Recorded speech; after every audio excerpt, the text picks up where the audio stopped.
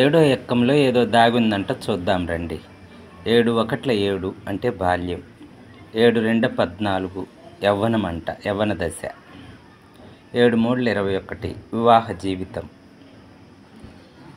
7 నాలుగుల 28 సంతానం కలుగుతుంది, ఆడగాని మగగాని. 7 ఐదుల 35 సంసారం సాగరం అంటే సగం సంసారం జరిగిపోయింది.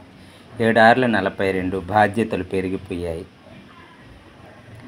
7 ఏళ్ళ 49 వృద్ధాప్యానికి స్వాగతం చెప్తుంది, అంటే 50లో పడుతున్నామని.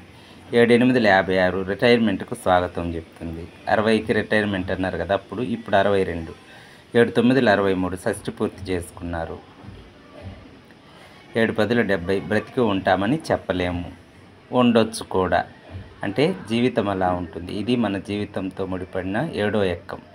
షేర్ చేయండి, లైక్ చేయండి, సబ్స్క్రైబ్ చేయండి, కామెంట్ పెట్టండి ప్లీజ్.